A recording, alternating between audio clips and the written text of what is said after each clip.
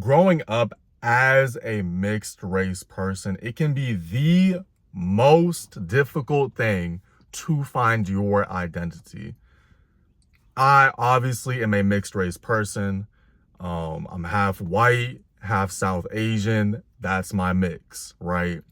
And I grew up in a very multicultural environment. I grew up around a lot of Hispanic people, majority Hispanic people, El Salvadorians, Bolivians, Guatemala, a lot of Asians, Vietnamese, Korean, Ethiopians, Eritreans, like all kinds of people, Arabs, all kinds of people I grew up around. And it was a very interesting experience because I was always a part of many different groups growing up. I was always a part of many different social groups, right?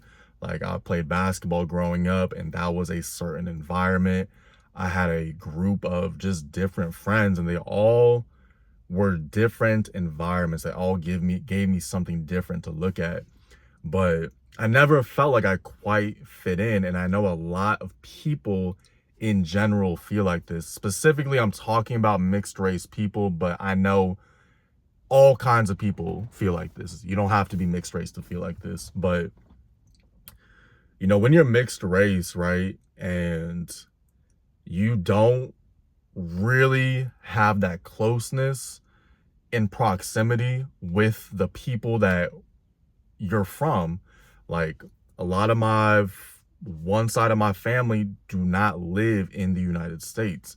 The other side, they live 5, 6 states over.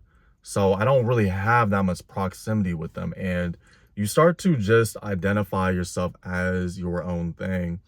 And this can become dangerous because when you're feeling like you're just on your own and you're this alien, you will not care what anyone else has to say. You will feel like nobody else can relate. And this becomes dangerous because you stop feeling like you're actually part of the world. You start feeling like you're just like on this earth by yourself. And I had to learn a lot about this because I started making a lot of the worst decisions of my life when I started to think like this.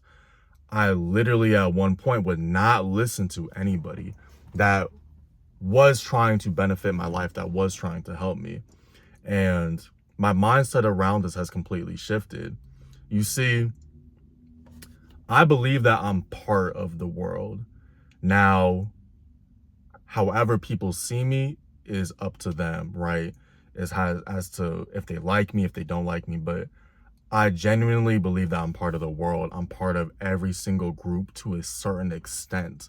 Like I can relate a lot to a lot of different groups, a lot of different religions. Like I really see where everybody comes from. And a lot of people will see this and think that I actually don't have opinions and like a firm point as to who I want to be. But I truly see where Democrats and Republicans come from. I can truly see how they think the way they think. I can truly see how white people, black people, Hispanic people, Asian people, I can truly see how they think. Anytime there's been a time where black person will speak negatively about a white person will speak negatively about a black person, you know, a Muslim will speak negatively about a Christian will speak negatively about a Muslim. I really believe I can see where all of those sides are coming from because they all have a point to a degree. And I think this is the superpower of being mixed race, is that you can really see a lot of different points that a lot of people cannot see. And it almost gives you this superiority complex at times. And I know that that can be dangerous. It can be dangerous to think that you are superior and you're at a point where you can see things that other people cannot see. And especially when you feel like people cannot relate, it puts you just in a different mode that you're just by yourself. And again, I had to get out of this mindset because it was harming me a lot. it was putting me in the worst situations in my life. I was just filled with anger and like rage. And I really did not care about my life. I would put myself in the most risky, worst decisions. And, you know, a lot of it just came from not having my identity in check, not knowing who I was. And when I look at myself now, outside of just like being, you know, biracial, like whatever, like I really don't even care anymore. And I think that's something that I've really honed in on, is that I don't really care racially or the way I think. I just accept myself as who I am. And I believe that that's how other people see me. Whether they like me or they don't like me, it's not a thing where my race is a big thing. You know, the music I listen to, the entertainment that I take in, what I actually like tune into, it's a lot of different things, right? That we're in a place and time where we're all very multicultural. White people are very multicultural. Black people, like Hispanic people, Asian people, Arab people, we have the internet. I'll say some of us actually live on the internet. It's almost impossible now for people not to be multicultural, to not have an idea of where other people come from.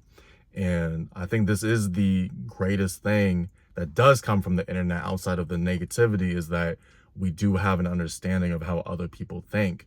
And that can help how we feel about other people, right? Because we all grow up and you hear things from your parents, or you hear things from society that tell you, oh, this group of people are like this. And again, you know, you'll never actually know until you meet people and actually like go to their households and see how things are. And obviously, if you're not welcome, you're not welcome. That's different, right? But, you know, for me, like,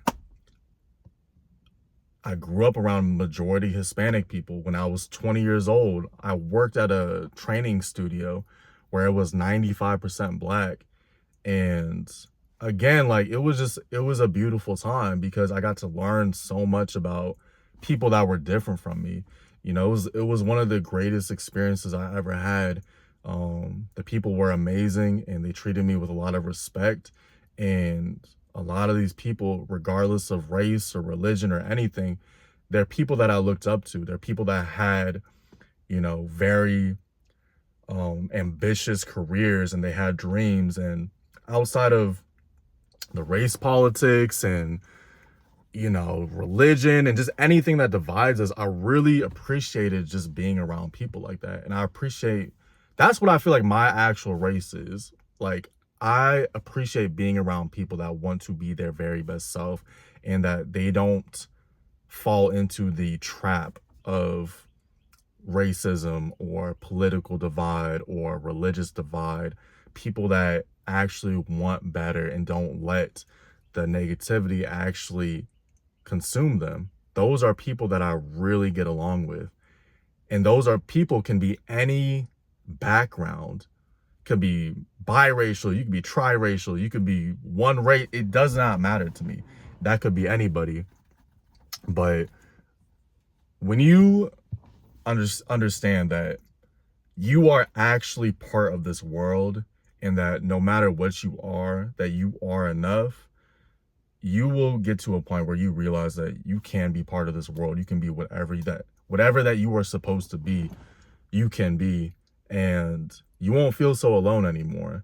You know, that feeling of just not giving a fuck and not caring what authority says, and putting myself in harm's way because I don't care about myself, that is long gone. Because again, I serve a purpose. I serve a purpose to help people transform their lives physically, get them away from vices and things that are keeping them down. That is truly my calling. That is truly my purpose. I love it so much. I could do this all day, and I literally do it all day. And I never get tired of it because it is my purpose, you know, and my purpose is ever evolving. I know I have so much more to go and so many more things I have to do in life. But right now, this is what my calling is, to lead positivity and change and to help people in any sense that I can. That is what my purpose is. And again, if you feel like you're at a point where you have a lot of anger towards the world, um, and you just don't know who you are or what your identity is, you have to truly look within. That's why I always tell people, get off the drugs, get away from the women, get away from all of the things, the social media that's clouding your mind. Truly look within yourself, right? And see who you are. Like, what do you actually want to do in this life, right? Do you want to impact people? Do you want to serve people? Do you actually just want to work, a regular job and be out of the way? Like, what do you actually want in life? What do you want to be in this life? And that will truly help you start to steer in the direction that you're supposed to be. Me personally, I couldn't just work a job and not fulfill a purpose. It would destroy me. I know this. So me wanting to serve thousands, hundreds of thousands, millions of people potentially one day, that is not a sacrifice to me. That is what I want to do. But again, at one point, I couldn't see this vision. I couldn't see this vision because I was filled with so much anger and so much like hatred, because again, I didn't understand who I was and what my purpose was. And this came through years of trial and error. And obviously hitting the gym was a big thing. Training that started me actually caring about my body and changing my mind and making me mentally stronger. Got my first training job again back in 2020, almost 2021. Different group of people that I'd never been around, where it was like 95%. That helped me grow as a person. I'm forever thankful for that.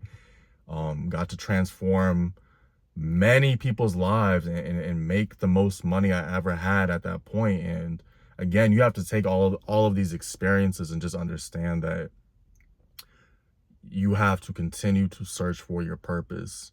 You have to continue to fight and understand that you are enough in this world. And if you are mixed race, triracial, like you got like 6 things in you, you're just fucking white, or you're just black, or whatever it is, you're enough. And again, represent what you are to the best of your capabilities, and truly look inward and find your identity, find your purpose, find out what you want to do in this life, what you want to represent, and what you want to leave in this world. But your biggest crutch could be your biggest strength one day. That's what I found out. My biggest crutch growing up became my biggest strength. I wouldn't change who I was ever. If I could literally be reborn into a different body or a different race or a different area in the world, I wouldn't, because I truly love what my experience is. Even though there's been a lot of negativity and a lot of downfalls and a lot of losses, there's been a lot of great times, and I understand that my time and where I'm heading towards and where I want to be is coming. And I truly believe in that, and I truly believe in the message that I'm putting out. So I would never want to be anybody else. And if you're watching this, you should never want to be anybody else as well.